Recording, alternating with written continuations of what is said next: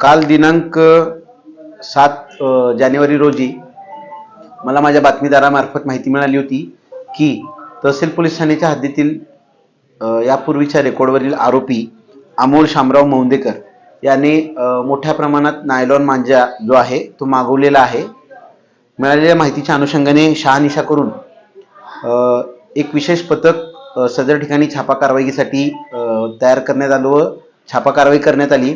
त्यावेळी आरोपी अमोल शामराव मौंदेकर व त्याचा जो चालक आहे मोहम्मद सद्दाम वल्द मोहम्मद अब्दुल हे टाटा एस MH40CT 3706 या गाडीतून 10 बॉक्स मांजा म्हणजे 600 चक्री एकूण 6 लाखाचा मुद्देमाल व गाडी 4 लाख असा 10 लाखाचा मुद्देमाल त्यांच्या ताब्यातून जप्त करण्यात आलेला आहे।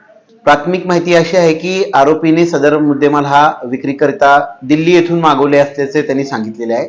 त्याबाबत आम्ही तपास करत आहोत व सदरचा माल हा इथे कोणासाठी विकणार होता, कोणाला विकणार होता याबाबत अधिक तपास सुरू आहे।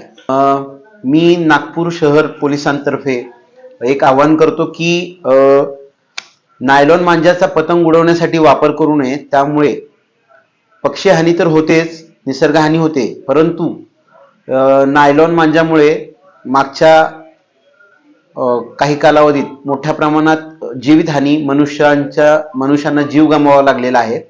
तसेच यामध्ये मोठ्या प्रमाणात पतंग उडवणारे बालके मुले हे जखमी झालेले आहेत। तर आम्ही नागपूर व पोलीस दलातर्फे सर्वांना आवाहन करतो की कुणीही नायलॉन मांजाचा व प्लास्टिक पतंगचा मकर संक्रांत साजरा करण्यासाठी वापर करू नये, जेणेकरून निसर्गहानी व जीवितहानी होणार नाही। तसेच सर्वांना याद्वारे हेही आवाहन करतो की आपण पतंग उडवताना जे टेरेसवर घरावर जाता त्यावेळेसही अपघाताने परत जीवितहानी होऊ शकते। तर पतंग उडवण्यासाठी जे आहे साधा मांजा व कागदी पतंगाचा वापर करावा, जेणेकरून निसर्गहानी व मनुष्यहानी होणार नाही।